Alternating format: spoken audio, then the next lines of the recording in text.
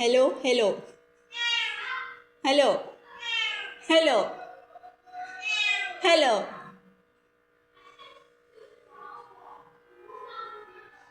दूध चुरा के पीता दूध चुरा के पीता है। चोर चोर।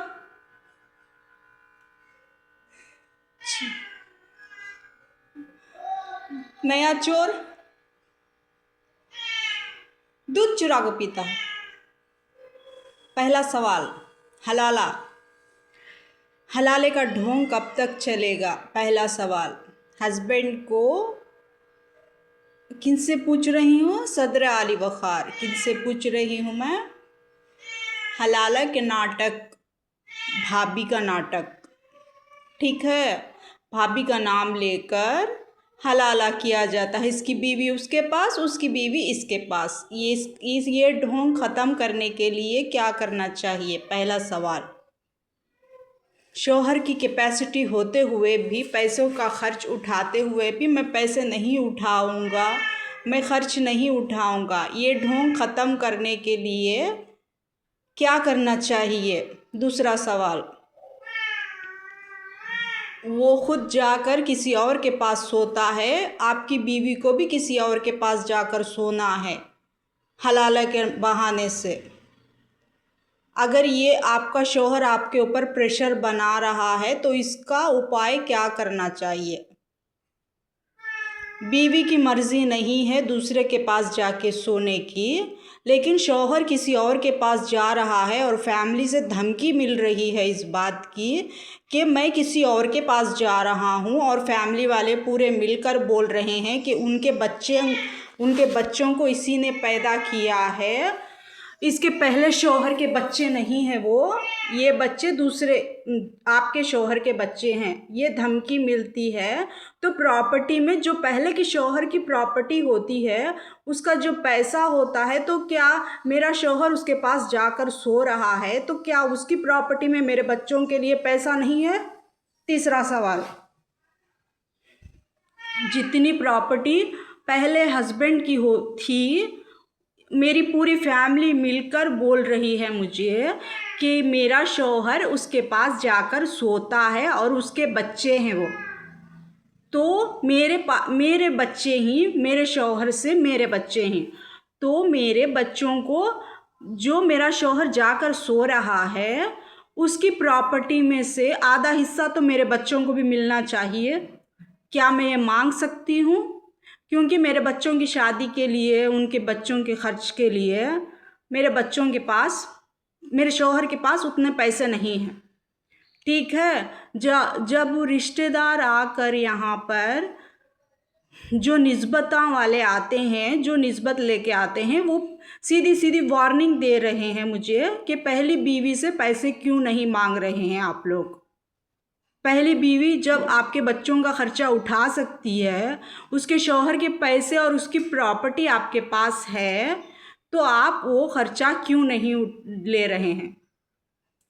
यहाँ पर आकर निस्बता रिश्तेदार मुझसे सवाल कर रहे हैं, तो क्या मैं वो पैसे मांग सकती हूँ जो मेरा शौहर जिसके पास जाके सोता है, जो मेरी फैमिली वाले मुझे धमकी देते हैं फ़ोनों में और घर में आके धमकी देते हैं, जो रिश्तेदार आकर मुझे धमकी देते हैं, तो फिर वो मेरे बच्चों की शादी का खर्च क्यों नहीं उठा पा रहे हैं? ठीक है, अब मेरे शौहर की बात ख़त्म, मेरी बात शुरू। मेरे शौहर मुझे पसंद नहीं करते, ये बात आकर रिश्तेदार निस्बता वाले मेरी बच्ची के ऊपर टॉर्चर कर रहे हैं कि हम आपकी बच्ची को नहीं पसंद करते। ठीक है, उस हालात में क्या मेरे शौहर मुझे दूसरे के पास सुलाने के लिए भेज रहे हैं हलाला के ज़रिए से, तो क्या मैं मेरे दोनों बेटियों को भी हलाला के लिए दूसरों को रेडी करना ज़रूरी है? ये मेरी फैमिली का टॉर्चर मुझ पर पड़ रहा है, इसमें से मैं कैसे बाहर निकलूं? अगर आप जॉब करके आपके बच्चों को पाल सकते हैं तो वहाँ पर जॉब के लिए जाते हैं, तो वहाँ पर हमना ये वार्निंग दी जाती है कि आपकी फैमिली का मैटर हमको कोई लेना देना नहीं है, जो आपके शौहर जाकर सोते हैं वो आपको पैसे देते हैं या नहीं देते हैं, हम आपको अगर से जॉब देते हैं तो आपको दूसरे गांव में ट्रांसफ़र करेंगे हम। दूसरे गांव में ट्रांसफ़र करें तो जो आपको पसंद करता है, जो आपके साथ सोने के लिए आ रहा है, जो आपके साथ हलाला कर रहा है, वो शख्स हमको नहीं छोड़ेगा, वो डर रहे हैं। तो मैं इसका सल्यूशन क्या निकालूँ मैं? ठीक है, अब बीवी के ऊपर शौहर को पूरा ट्रस्ट है, वो जानता है कि मेरी बीवी कोई गलत काम नहीं कर सकती। लेकिन नौकरी करने के लिए, जॉब के लिए, सैलरी के लिए जब जाते हैं बच्चे, तो उनको वो ट्रस्ट नहीं है।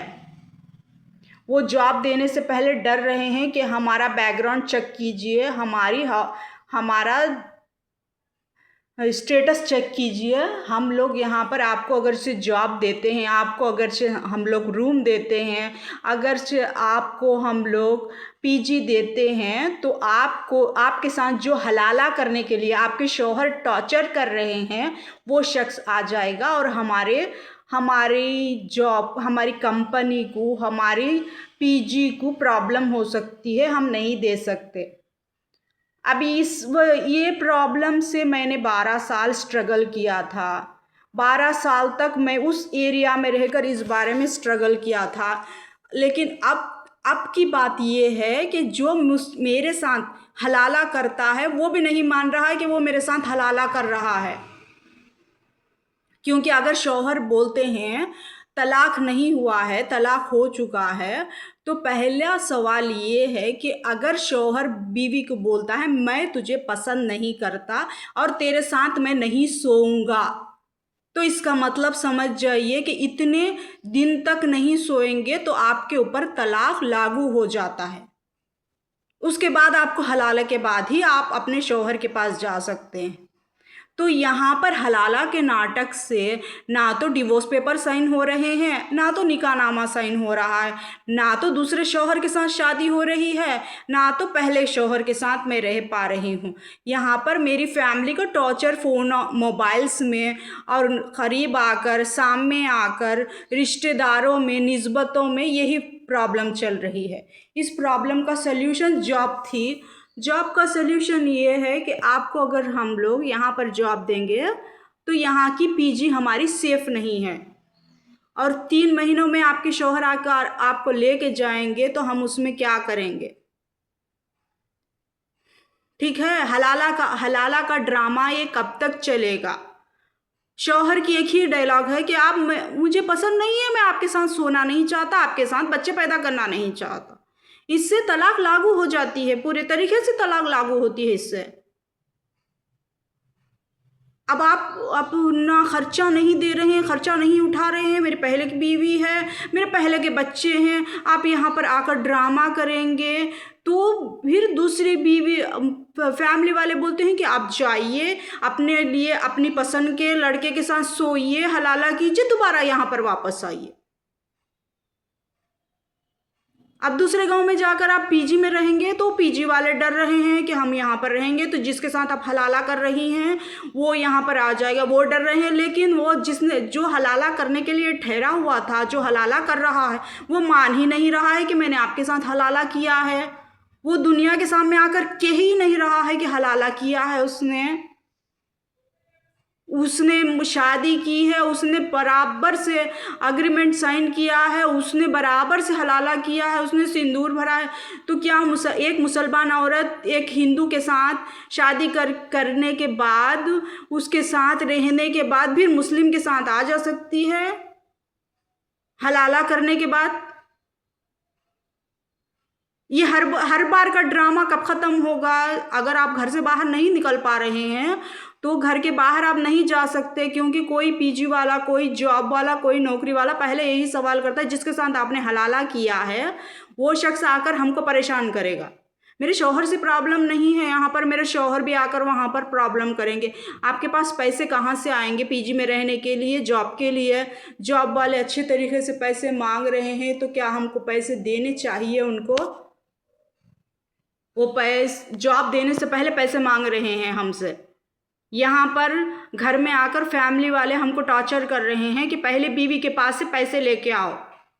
जो पहली बीवी है उसके बच्चे हैं, क्योंकि आपकी पूरी फैमिली वाले हर एक शादी में, हर एक इनविटेशन में, हर एक जगह पर यही अनाउंसमेंट कर रहे हैं कि पहली बीवी है, पहली बीवी के बच्चे हैं।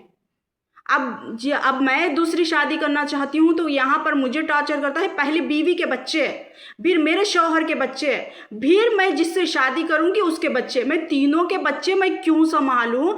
क्या ये मेरी रिस्पॉन्सिबिलिटी है या मर्दों की रिस्पॉन्सिबिलिटी है?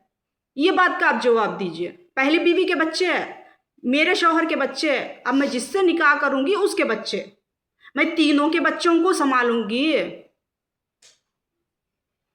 हलाला का ढोंग कब तक चलेगा मुझ पर और मेरे बच्चों पर? तीनों के बच्चे मैं जब पहली बीवी ही नहीं संभालना चाहती तो दूसरी मेरे शौहर के बच्चों के साथ साथ मेरे शौहर के बच्चे हैं तो वो मेरे बच्चे हैं, मैंने पैदा किए हैं। अब दूसरे शौहर से मैं अगर निकाह करूंगी तो वो दूसरे शौहर के बच्चे होंगे, वो मेरे बच्चे होंगे। अब पहली बीवी के बच्चों का बोझ मैं क्यों उठाऊं? वो मेरे शौहर की गलती थी, जैसे मेरे शौहर की गलती थी वो पहली बीवी के बच्चे, वैसे ही ये मेरी गलती है, मेरे शौहर के बच्चे हैं, मेरे शौहर को ही उठाने पड़ेंगे। वो मैं क्यों उठाऊंगी? वो पहली बीवी के बच्चे, मेरे शौहर के बच्चे, फिर मैं जिससे निकाह करूंगी उसके बच्चे। ठीक है, तीनों के बच्चों की रिस्पॉन्सिबिलिटी जो पहले शादी करके मेरे शौहर से बैठी हुई है वो उठाएगी, वो जिम्मेदारी लेगी वो जिम्मेदारी। यहाँ पर आकर मुझसे सवाल तो आप बराबर से कर रही, हलाला। कब खत्म होगा ये हलाला नौकरी और खानदानी दुश्मनी? कब खत्म होगी ये?